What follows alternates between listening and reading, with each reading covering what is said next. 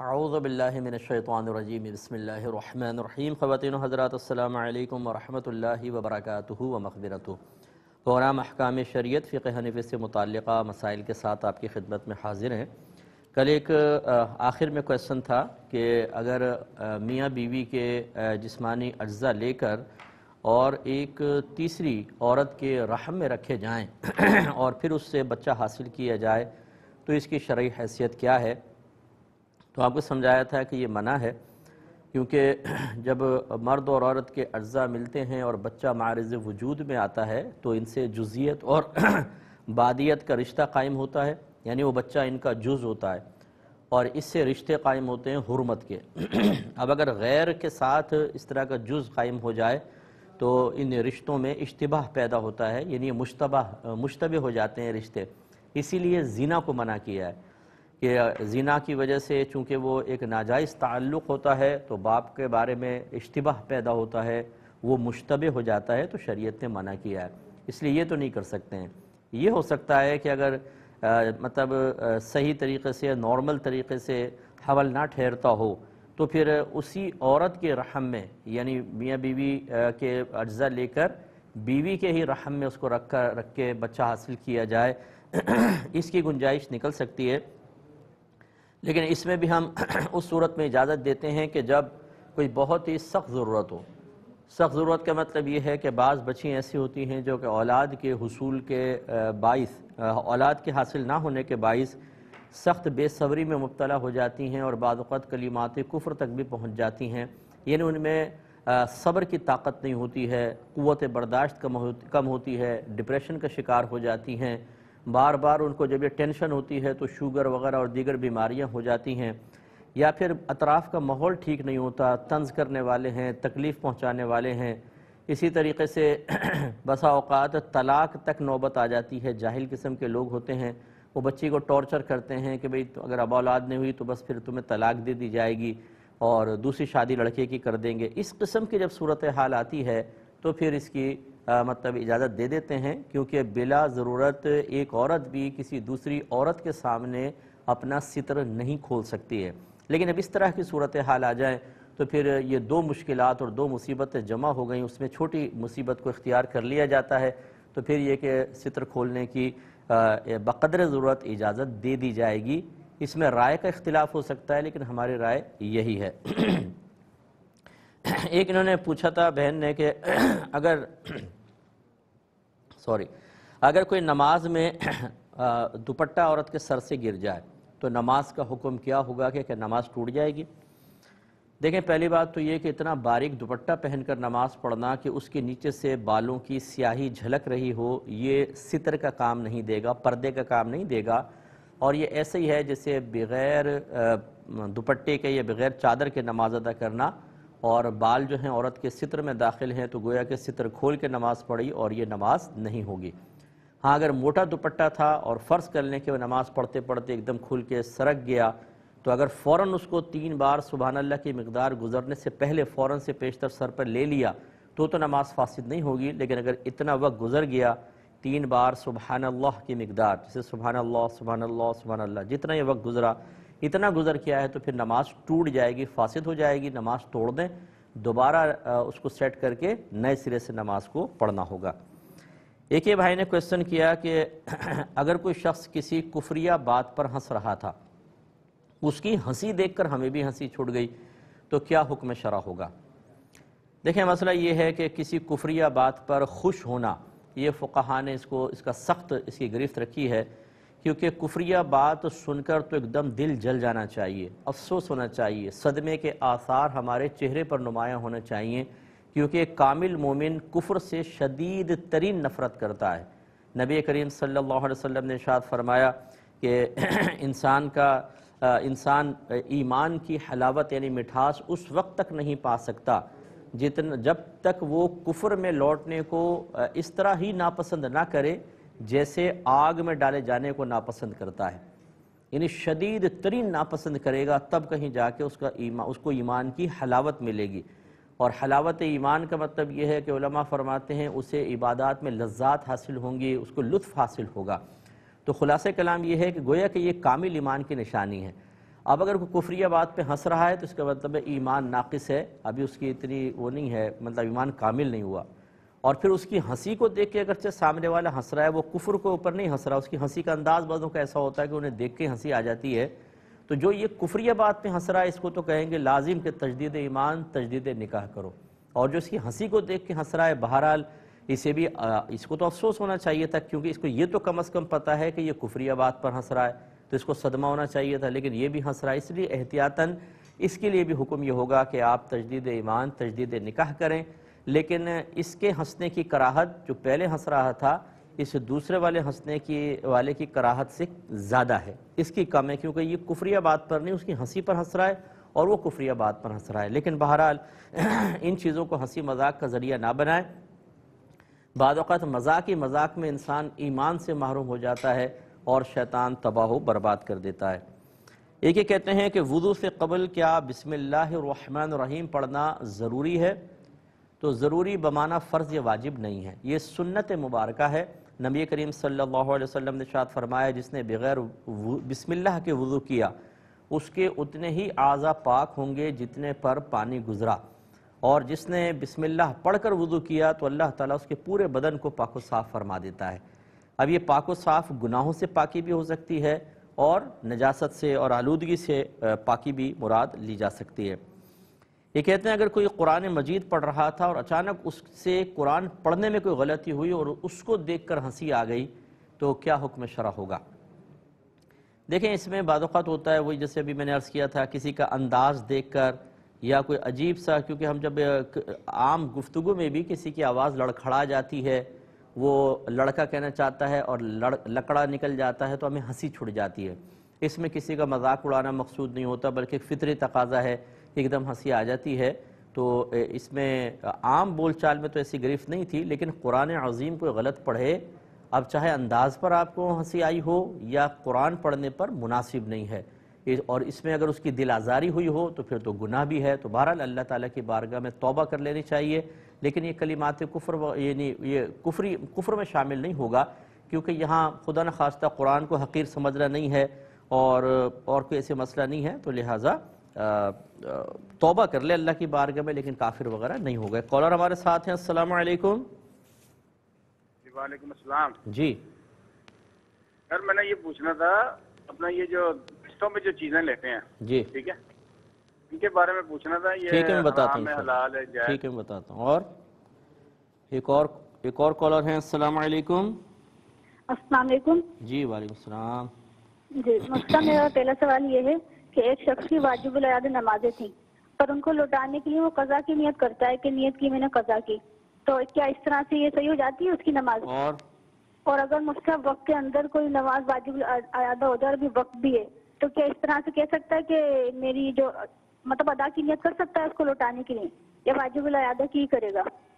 چلیں اور آخری سوال سر یہ کہ ایک شخص نا روزے رکھتا رہا ساری زندگی، پر اس کو یہ پتہ ہی نہیں تھا کہ ان افعال سے روزہ ٹوٹ جاتا ہے، اب اس کو علم ہوا ہے تو جی کس سے روزہ ٹوٹ جاتا ہے؟ کہ ان افعال سے تو روزہ ٹوٹ جاتا ہے۔ اچھا، جن افعال سے ٹوٹتا ہے اس کو پتہ نہیں تھا، ٹھیک ہے، جی جی جی جی تو اب اس کو پتہ چلا، اس کو علم ہوا، تو اب وہ روزے واپس سارے رکھ رہا ہے، تو وہ نیت کرتا ہے کہ میں نیت کرتا ہوں قضا کی، کل کے قضا روزے کی، تو اس طرح کرتا ہے، یہ صحیح ہے اس طرح کرنا اس کی نیت، یا کیا کرنا چاہیے اس کو؟ انشاءاللہ بتاتا ہوں۔ ایک کویسچن مزید یہ آفر آیا تھا کہ ایک شخص کہتا ہے کہ میں نے ویزا حاصل کرنے کے لیے باہر کے ملک میں مذہب تبدیل کرنے کی درخواست پیش کی، وہ کیس چلتا رہا لیکن میری درخواست ریجیکٹ ہو گئی، لیکن اس دوران میں نے اپنے اس کفر کے اوپر فتاوی بھی حاصل کر لیے، اور جب کسی نے پوچھا تو میں چرچ بھی وہ گیا مطلب، اور تمام اس نے لوازمات پورے کر لیے، اور اس کی درخواست بھی رد ہو گئی۔ اب وہ کہتا ہے میں بڑا نادم اور شرمندہ ہوں، تو کیا حکم شرع ہوگا؟ اور بعض لوگ مجھے کہتے ہیں کہ اس پہ کفارہ بھی دینا ہوگا، تو کفارہ کیا ہے؟ دیکھیں اس پہ ہم پہلے بھی کلام کر چکے ہیں کہ مادی اشیاء، دنیاوی آسائشیں اور اس کی نعمتیں، انہیں حاصل کرنے کے لیے بعض اوقات انسان اس طرح مطلب اپنی عقل سے بالکل ماورا ہو کر، عقل کو پیچھے پس پشت پھینک کر دیوانگی کے ساتھ ایسے عمل کر لیتا ہے کہ جیسے اسے جنت حاصل ہو رہی ہے۔ اگر کچھ نعمتیں مل بھی گئیں، باہر کا ویزا مل بھی گیا، بھائی کتنے عرصے تک کھا لیں گے؟ اور جو باہر کے ملکوں میں ہیں کیا ہر ایک بہت ہی خوشحال ہے؟ ہم جیسے لوگوں سے پوچھیں، جو بیچارہ ہر تیسرا آدمی باہر والا کسی نہ کسی جہت سے پریشان ہے، کوئی بزنس کے اعتبار سے، کوئی بچوں کی نافرمانی کے اعتبار سے، عورتیں اپنے شوہروں کی بے راہ روی کی وجہ سے، شوہر جو ہیں اپنی بیویوں کی بدتمیزیوں کی وجہ سے کیونکہ ان کو قانونی پروٹیکشن حاصل ہے، کوئی اور وجوہات کی بنا پر کوئی کسی جگہ پر مکمل طور پہ خوش نہیں ہے۔ اگر چند آسائشیں ہیں تو 50 مصیبتیں۔ اسی طرح ہمارے یہاں اگر چند مصیبتیں ہیں تو بہت سی چیزوں کے اندر راحت اور سکون بھی ہے۔ تو دنیاوی سکون حاصل کرنے کے لیے اپنی آخرت کی بربادی کا سامان کرنا یہ ایک سمجھدار آدمی کا کام نہیں ہے۔ تو بہرحال جب کوئی کفر کا ارادہ، پختہ ارادہ کر لیتا ہے تو سمجھ لیں وہ کافر ہو گیا۔ تو آپ بھی دائرہ اسلام سے باہر ہو گئے، اور جب کوئی کلمہ گو دائرہ اسلام سے باہر ہوتا ہے تو اس کو مرتد کہتے ہیں، یعنی یہ تو بہت ہی بدترین کفار کی قسم میں سے ہے، اور یہ جہنم کے بہت ہی نچلے طبقوں کے اندر رہیں گے اگر توبہ نہ کریں تو اگر وہ کوئی ہمارے ایسے بھائی میں سن رہے ہیں یا اور بہنیں ایسی میں سن رہی ہیں تو سب سے پہلے تو آپ کو فوراً سے پیشتر اللہ تعالیٰ کی بارگاہ میں شدید خوف کے ساتھ توبہ کرنی ہوگی۔ توبہ کریں، فوراً تجدید ایمان کریں، اور جس بھی مذہب کو آپ نے اختیار کیا تھا، جو بھی مذہب باطل تھا، اس سے بیزاریت کا اظہار آپ کو کرنا پڑے گا کہ میں اس مذہب کی باطل عقائد سے بالکل بیزار ہوں۔ بیزاریت کے اظہار کرنے کے بعد پھر یہ دیکھیں گے کہ اگر آپ نے سب کو بتا دیا تھا، رشتہ داروں کو، اس کو اعلانیہ طور پر کہتے ہیں کفر اختیار کرنا، تو پھر تو سب کو بتا کر توبہ کرنی ہوگی کہ بھئی میں توبہ کر رہا ہوں، اور میں آپ گواہ رہنا میں تجدید ایمان، تجدید نکاح کر رہا ہوں۔ سب کو بتانے کا مطلب ایک ساتھ پوری محفل بنانا نہیں ہے، اکثر ان میں سے لوگ اگر آپ موجود کر لیں ان کو اور پھر ان کے سامنے اقرار کریں تاکہ باقی سب تک اطلاع پہنچ جائے اور بعد میں آپ کے بارے میں کفر کی بدگمانی نہ ہو، ٹھیک ہے نا؟ تو یہ توبہ کرنی ہوگی۔ اگر شادی شدہ ہیں تو تجدید نکاح بھی کرنا ہوگا، فوراً سے پیشتر کریں۔ اور اب ہمارا مشورہ یہ ہوگا کہ پوری زندگی اللہ تعالیٰ کی بارگاہ میں سمجھ لیں، اب کفارہ یہی ہے کہ آپ نادم ہو کر، شرمندہ رہ کر کریں کہ آپ نے تھوڑے سے دنیاوی ٹکوں کے لیے اللہ تبارک و تعالیٰ سے بغاوت کی، آپ کو نہ اللہ یاد رہا، نہ رسول یاد رہا، نہ اسلام کی محبت یاد رہی، نہ قرآن، نہ جنت، نہ آخرت کی فکر، نہ عذاب قبر کی فکر، ایسی بے پرواہی۔ اور جب سرپرست ایسا ہو تو اولاد کا حال کیا ہوگا؟ اس لیے اب ساری زندگی اپنی کوتاہی کو یاد کریں، نماز پڑھیں، علم دین سیکھیں، تقوی اختیار کریں، تو اللہ تبارک و تعالیٰ انشاءاللہ درگزر کر دے گا۔ لیکن اگر آپ نے معمولی سمجھ اس کو چھوڑا تو آخرت کی تباہی ہے۔ ایک مختصر سا بریک لیں گے، ہمیں یقین ہے آپ ہمارے ساتھ ہی رہیں۔ بسم اللہ الرحمن الرحیم۔ پہلے 2 کالز لیتے ہیں پھر انشاءاللہ جوابات۔ السلام علیکم۔ وعلیکم السلام۔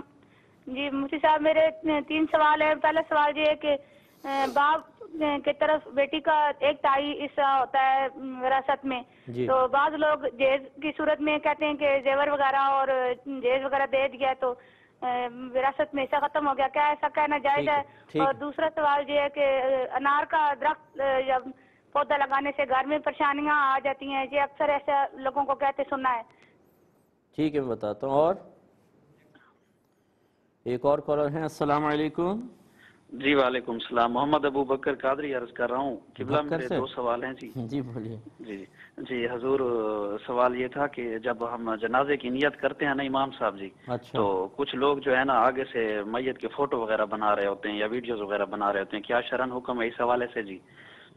تو جی دوسرا جو سوال ہے جی وہ یہ ہے کہ جو شخص میت کو غسل کراتا ہے اس کے لیے ضروری ہے کہ وہ اس کے بعد خود بھی کپڑے بھی چینج کرے اور غسل بھی خود کرے؟ اگر نماز کا ٹائم ہو اس وقت تو کیا یہ ضروری ہے کہ وہ پہلے غسل اب خود کرے اور کپڑے چینج کرے بعد میں نماز پڑھے جی؟ شرعن کیا حکم ہے جی؟ ٹھیک ہے، اور انشاءاللہ میں عرض کرتا ہوں۔ ایک یہ کویشچن تھا کہ اگر کوئی شخص نیا مسلمان ہوا اور اسے کوئی صورت یاد نہیں ہے، وہ نماز کیسے ادا کرے گا؟ دیکھیں، ایسے شخص کے لیے حکم شرع یہ ہوتا ہے کہ وہ جماعت سے، لازمی طور پہ جماعت سے نماز ادا کرے۔ تو جیسے اب فجر کی نماز اس نے 2 رکعت نماز امام صاحب کے ساتھ پڑھی تو قرات تو امام صاحب ہی کریں گے، باقی جتنا اس کو پڑھنا ہے وہ ایک اس کو خاکہ سمجھا دیں کہ اس جگہ آپ کو سبحان اللہ سبحان اللہ سبحان اللہ کہنا ہے۔ جیسے تکبیر لگا دی، تکبیر تو آسان ہے، اس کو سمجھ میں آ جائے گی، طریقہ ڈھانچہ نماز کا سمجھا دیں۔ اس کے بعد ثنا کی جگہ سبحان اللہ سبحان اللہ، پھر رکوع کے اندر اسی طرح، سجود کے اندر اسی طرح، یوں جب اتحیات میں بیٹھے تو بس بولتا رہے سبحان اللہ سبحان اللہ سبحان اللہ، حتیٰ کہ امام صاحب سلام پھیر دیں۔ تو اس کو یہ کرنا ہوگا۔ اور سنن نوافل وہ ابھی اس کو اگر پڑھنا چاہے تو اسی طرح سبحان اللہ سے پوری پڑھ لے، ورنہ فی الحال اس کو ان کا مکلف نہ بنائے۔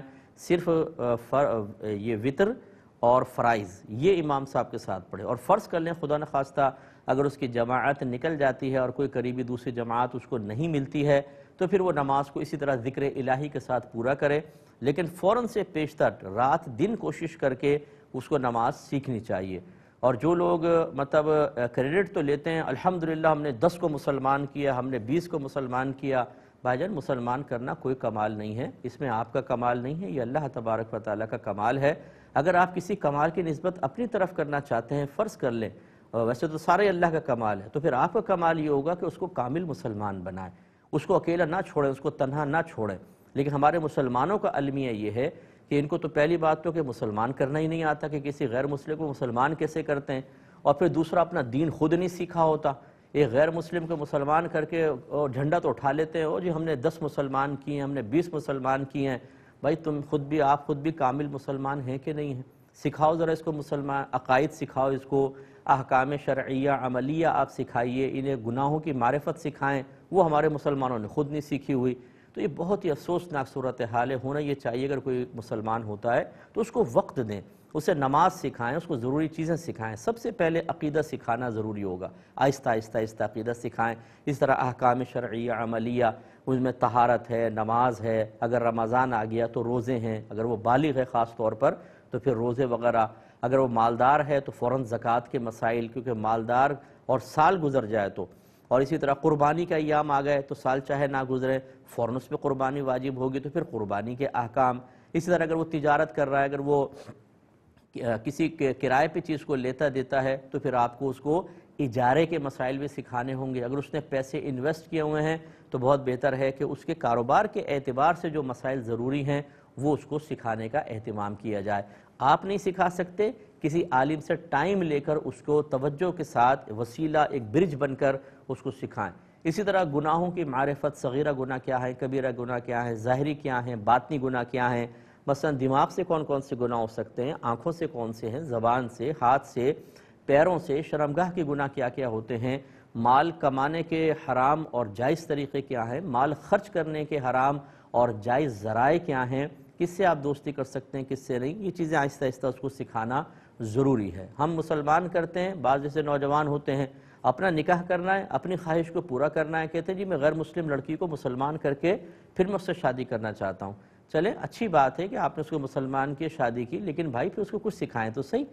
ہم یہ ہمیشہ میں کہتا ہوں کہ اگر کوئی نوجوان ہم سے پوچھتا نا کہ ایک لڑکی کو مسلمان کر کے میں شادی کرنا چاہتا ہوں، میں کہتا ہوں پہلے آپ اس کو مسلمان کریں، پھر 1 سال تک اس کو دین سکھائیں، مکمل طور پہ بیسکس وہ سیکھ لے، اس کے بعد آفر کریں آپ مجھ سے شادی کرو گی تو پھر شادی کریں۔ ورنہ اگر آپ نے خالی کلمہ پڑھا کے اس کو مسلمان کر لیا، آپ کی نفسانی خواہش تو پوری ہو گئی اور جائز طریقے سے ہو گئی، لیکن نہ وہ آپ کے بچوں کی اچھی ماں بن سکتی ہے، کیونکہ اس کو دین ہی نہیں پتا، اسے یہ نہیں پتا کہ وہ کلمہ کفر زبان سے نکال رہی ہے، اسے یہی نہیں پتا کہ مسلمان ہو جانے کے بعد عقائد باطلہ کو پسند رکھنا یا پھر ان کی تعریف کرنا یا ان میں سے کسی میں مشغول ہو جانا اس کو دوبارہ اسلام سے باہر کر سکتا ہے۔ کوئی شعور نہیں ہے۔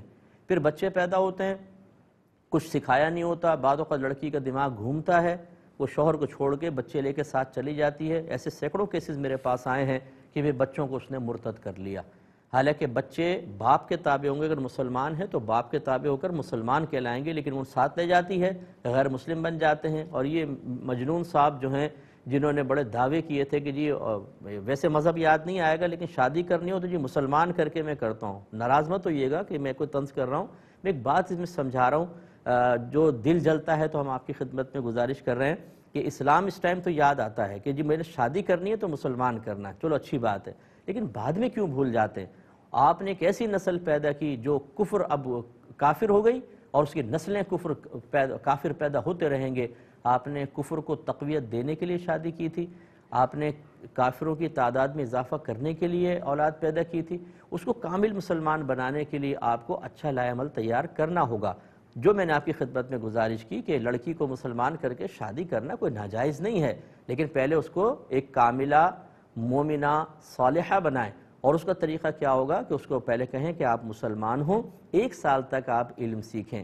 اگر کسی کے پاس کوئی ذریعہ نہیں ہے مجھے بتائیے گا، میں انشاءاللہ آپ کو ذریعہ فراہم کر دیتا ہوں، لیکن اسی شرط کے ساتھ کہ 1 سال تک وہ علم سیکھے، ماشاءاللہ کامل مسلمان بنے، اس کے بعد آپ شادی کریں، انشاءاللہ ساری زندگی آپ سکھی رہیں گے، وہ آپ کی اطاعت کرے گی. جب آپ مذہب کو درمیان میں رکھ کر اور اس کو فوقیت دے کر پھر تعلق جوڑتے ہیں، اب آپ اس تعلق کو جوڑنے کے لیے آپ کو محنت کرنے کی ضرورت نہیں، مذہب جوڑ کر رکھے گا.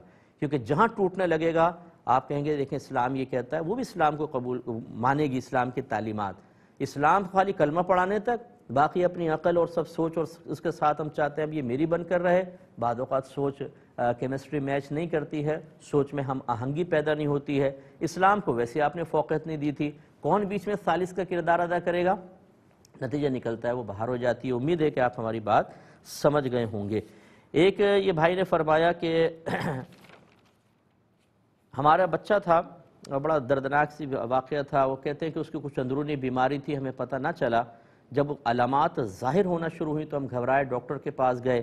ڈاکٹر نے فوراً اس کا علاج شروع کیا اور اس نے کہا کہ آپ نے بہت دیر کر دی، اس بچے کے بچنے کی امید نہیں ہے، پھر بھی آپ آپریشن کروا لیں. ہم نے کروایا اور وہ کہتے ہیں اس پر ہمارا تقریباً 1 کروڑ روپے خرچ ہوا، اور لیکن اس کے بعد بھی کچھ ہی دن بعد بچے کا جگر فیل ہو گیا اور اس کا انتقال ہو گیا.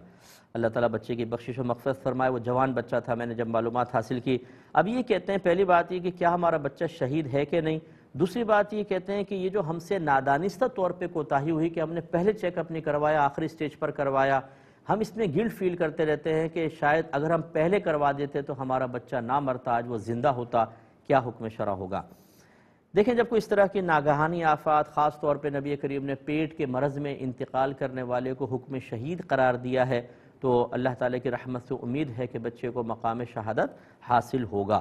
دوسری بات یہ ہے کہ دیکھیں غیب کوئی بھی نہیں جانتا. جب بچے کے اندر کوئی ظاہری علامت تھی ہی نہیں تو آپ کی کوتاہی کہاں سے ثابت ہوئی؟ کوتاہی تو اس وقت ہوتی ہے کہ بچہ درد کا اظہار کر رہا ہوتا، وہ تڑپ رہا ہوتا اور آپ کہتے ہیں یار ایسی بس ہوتا ہے، تھوڑا بہت درد، چھوڑ دو چھوڑ دو چھوڑ دو، اور پھر بچے کا آخری سٹیج پر ہونا ظاہر ہوتا تو آپ کی طرف کوتاہی کی نسبت کی جا سکتی تھی. آپ کو تو پتہ نہیں چلا. جیسی علامت ظاہر ہوئی آپ نے ایک لمحہ دیر نہیں کی، فوراً ڈاکٹر سے رجوع کیا. اس کا مطلب ہے اپنے آپ کو اب بلیم نہ دیں، ایسا کوئی مسئلہ نہیں ہے. تیسری بات یہ کہ یہ کہنا کہ اگر ہم اس کا علاج بروقت کروا لیتے تو شاید آج وہ زندہ ہوتا، ایسا نہیں سوچنا چاہیے. یاد رکھیں کہ جب کسی کی موت کا وقت آتا ہے، قرآن کہتا ہے کہ نہ ایک قدم وہ آگے بڑھ سکتا ہے نہ ایک قدم پیچھے ہٹ سکتا ہے. بس اس کا انتقال کا وقت ہے، وہ اسی ٹائم فوت ہوگا.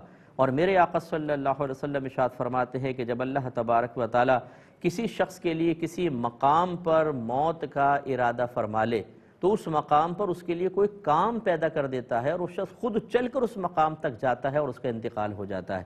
تو خلاصہ کلام یہ ہے کہ اس میں آپ کی کوتاہی کا کوئی دخل نہیں ہے. اللہ تبارک و تعالی نے اس کی اتنی ہی زندگی لکھی تھی. اگر فرض کرنے آپ علاج بروقت شروع بھی کروا دیتے نا تو کیا آپ اللہ تعالیٰ کے اس فیصلے کو بدل سکتے تھے؟ بالکل بھی نہیں.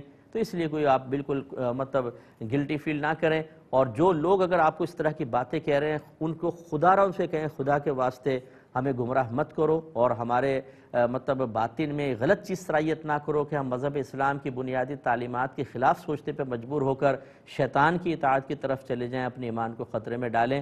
یہ لوگ بھی بڑے جاہل قسم کے ہوتے ہیں، آ کے بولتے ہیں دیکھا نا آپ نے کوتاہی کی، پہلے کرتے نا تو پھر وہ کبھی نہ مرتا. ارے بھائی پہلے اس کا مطلب ہے جن کو بر وقت پتہ چل رہا ہے اور وہ علاج کروا رہے ہیں ان کے بچوں کو تو مرنا ہی نہیں چاہیے، پھر وہ کیسے مر رہے ہیں بتائیے؟ یا وہ باپ کیسے مر رہا ہے، وہ ہسبینڈ کیسے مر رہا ہے، وہ بیوی کیسے مر رہی ہے؟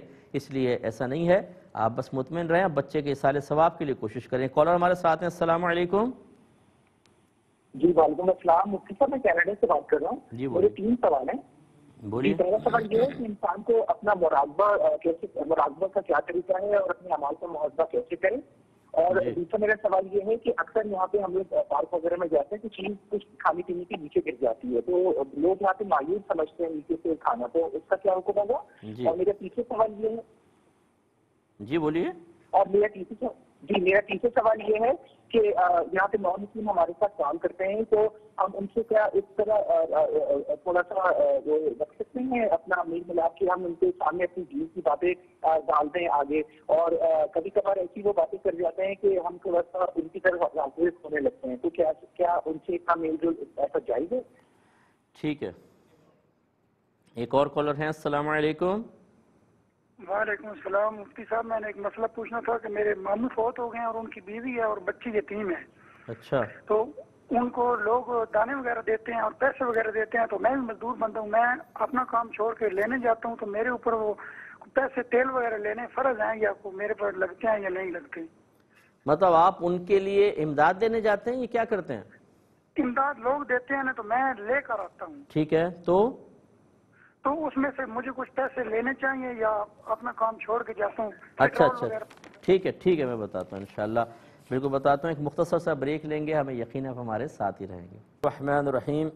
ایک ابھی کے لے لیتے ہیں. انہوں نے کہا تھا کہ قسطوں پر جو ہم چیزیں لیتے ہیں اس کی کیا شرعی حیثیت ہے. دیکھیں, یہ فی نفسی ہی قسطوں کا کاروبار تو جائز ہے. فی نفسی ہی کا مطلب اگر ہم شرائط, کنڈیشنز, لیمیٹیشنز باقی سب چھوڑ دیں, صرف یہ قسطوں کا کام جائز ہے. یہ سامنے والا آفر کرتا ہے, اگر نقد لوگے تو 50,000, ادھار لوگے تو 70,000 کی دوں گا. آپ کہتے ہیں چلیں ادھار لے لیتا ہوں, تو اس میں شرعاً کوئی حرج نہیں ہے, اس میں سود کا کوئی مفہوم نہیں ہوتا, کیونکہ 50,000 بھی چیز کی قیمت ہے اور 70,000 بھی چیز کی قیمت ہے. سود میں ایسا ہوتا ہے جو زیادتی ہوتی ہے وہ کسی چیز کا عوض اور بدلہ نہیں ہوتی. جیسے کوئی 1 لاکھ روپے قرضہ دے اور کہے واپس 1,10,000 لوں گا, تو جب واپس لے گا تو 1 لاکھ تو 1 لاکھ کا بدلہ ہے, 10,000 کس چیز کا بدلہ ہے؟ وہ کسی چیز کا بدلہ نہیں, یہ ہے سود. جبکہ یہاں پر 50,000 بھی مال کی قیمت ہے اور 70,000 بھی مال کی قیمت ہے. یہاں پر جو 20,000 زائد لے رہا ہے وہ ایسا نہیں ہے کہ عوض سے خالی ہے, بدلے سے خالی ہے, لہذا جائز. ہاں, اس میں جو کنڈیشنز لگا دی جاتی ہیں کہ اگر آپ کس ڈیلے کریں گے تو آپ کو اتنا زیادہ دینا ہوگا, اگر آپ بیچ میں اسکپ کر جاتے ہیں تو پھر ہم آپ کی چیز ضبط کر لیں گے, اور غلط قسم کی کنڈیشن وہ آپ ضرور پہلے چیک کروا دیں. جو وہ دیں گے وہ یقینی سی بات ہے کچھ شرائط پر آپ سے ایگریمنٹ کریں گے, یہ سودا ہوگا, وہ شرائط چیک کروا دیجیے, جو غلط ہوں اس کی اصلاح کروا دیں. باقی فی نفسی قسطوں کا کاروبار جائز ہوتا ہے. یہ بچے نے پوچھا ہے کہ اگر کسی کو اوپر جیسے واجب چھوٹ جاتا ہے نا اور سجدہ صاحب بھی نہیں کیا مثلا, تو نماز واجب العیادہ ہے, یعنی اس کو دوبارہ پڑھنا واجب ہوتا ہے. تو یہ کہتی ہیں واجب العیادہ جو نمازیں تھیں انہیں قضا کی نیت سے پڑھ لیا تو ہو گئی کہ نہیں ہو گئی؟ تو بالکل ہو جاتی ہیں. اگر آپ ادا کو قضا کی نیت سے اور قضا کو ادا کی نیت سے پڑھ لیں تب بھی ادا ہو جائیں گی, یاد رکھیں یہ بس.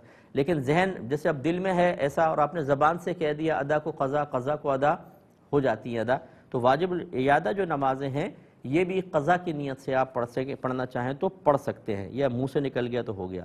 ایک انہوں نے کہا کہ کسی نے ساری زندگی روزہ جو ٹوٹنے کے اسباب تھے وہ نہیں سیکھے تھے, اس سے روزے اس کے ٹوٹتے رہے, اس کو پتہ نہ چلا, اب اس کو پتہ چلا, اب اس نے وہ روزے وہ بھی قضا کی نیت سے رکھ رہا ہے, تو کیا حکم شرع ہوگا؟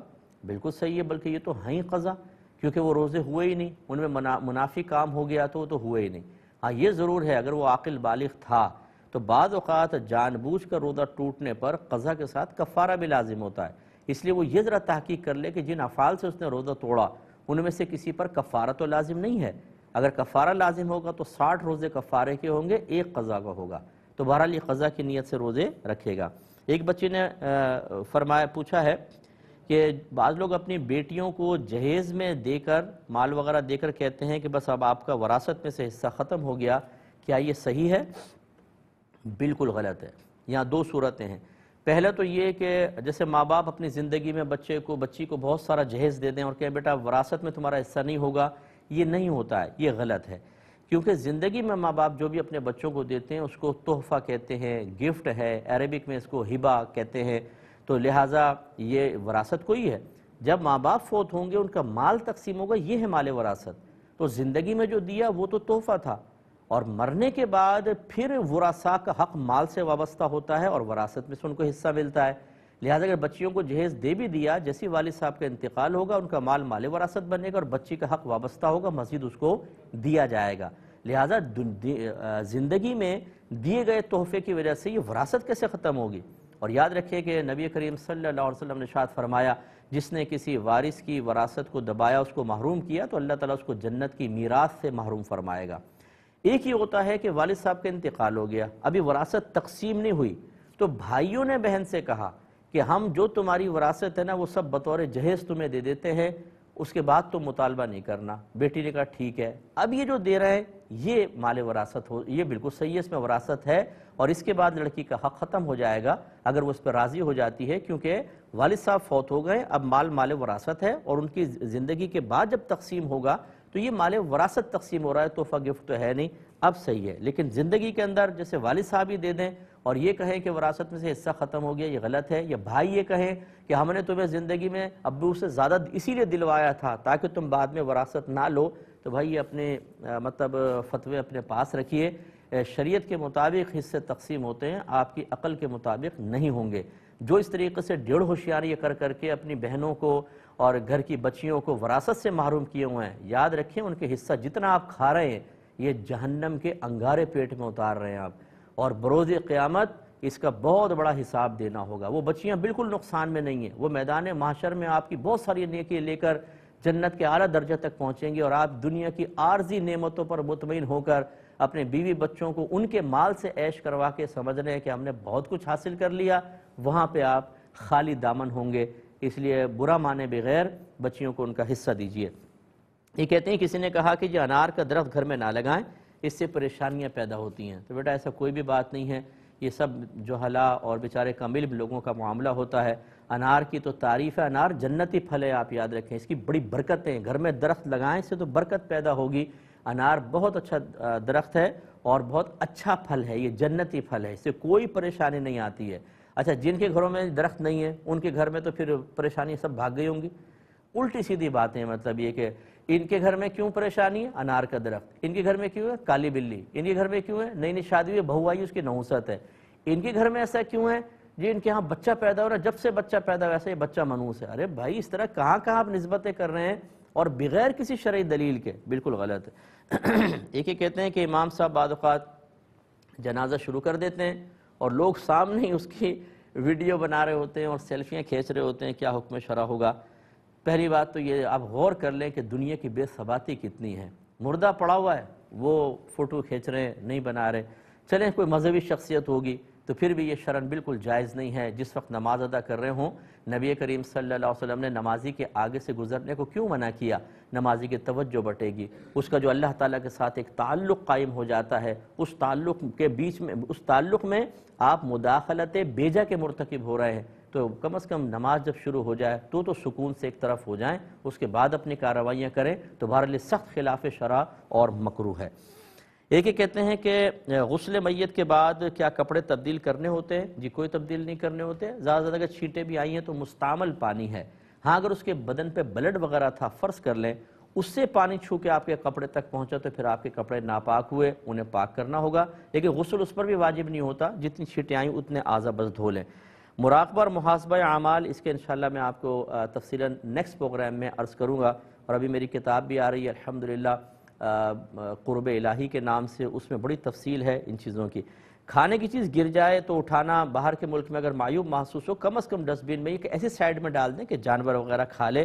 نان مسلم جو اگر ہیں ان سے میل ملاپ آپ رکھ سکتے ہیں، لیکن اپنے دین کی حفاظت کے ساتھ، زیادہ گہرائی کے ساتھ نہ ملیں، باہر آپ اس سے دور بھی نہیں رہ سکتے ہیں۔ دعا سلام رکھیں، اپنے مذہب کو اچھے انداز سے پیش کریں، مذہب پر عمل کریں تاکہ وہ اس طرف مائل ہوں۔ اور جو یہ کہتے ہیں کہ ان کی ممانی اور ان کی شاید ماموں کی جو بچی ہے اس کے لیے آپ اگر کچھ لے کر آتے ہیں اور اپنا ڈیوٹی چھوڑ کر جاتے ہیں تو آپ ان کے بتائے بغیر ان کے مال میں سے نہیں لے سکتے، کیونکہ وہ مال ان کا ہے۔ آپ بتا دیں کہ میں جاؤں گا تو مجھے اتنا دے دیں کیونکہ میں کام چھوڑ کر جا رہا ہوں، مجھے پیٹرول ڈلوا دیجیے گا، یا تو جرت پیدا کر کے آپ کہہ دیں اور ان کے برا ماننے کا بالکل خیال نہ کریں، لیکن ان کے بتائے بغیر آپ لیں گے تو یہ غلط ہوگا، یہ چوری کہلائے گی، آپ کو اس کا حق حاصل نہیں ہے۔ ایک ابھی تھوڑا سا بس وقت ہے تو میں ایک اور عرض کر دیتا ہوں کہ انہوں نے کہا تھا کہ بعض اوقات نان مسلمز کی باتیں سن کر ان کی طرف دل مائل ہونا شروع ہو جاتا ہے۔ یاد رکھیں کہ اگر ایسا ہو تو پھر آپ پر فرض ہوگا جدائی اختیار کرنا، ان سے پھر دور رہنا، کیونکہ اگر خدا نخواستہ کسی دوسرے مذہب کی کوئی بات دل میں اثر کر گئی اور اپنے مذہب کی تعلیمات کمتر، حقیر یا نامناسب محسوس ہونے لگیں تو ایمانی ضائع ہو جائے گا۔ اللہ تعالیٰ سمجھنے کی توفیق عطا فرمائے، وہ اپنے میزبان کو، ہماری کیو ٹی وی کی پوری ٹیم کو اجازت مرحمت فرمائے۔ آپ ہمارے لیے دعا کیجئے، ہم آپ کے لیے دعا گو ہیں کہ اللہ تبارک و تعالیٰ آپ کو، آپ کی اولاد کو جنت الفردوس میں نبی کریم صلی اللہ علیہ وسلم کا پڑوس عطا فرمائے۔ آمین۔ وآخر دعوانا ان الحمدللہ رب العالمین۔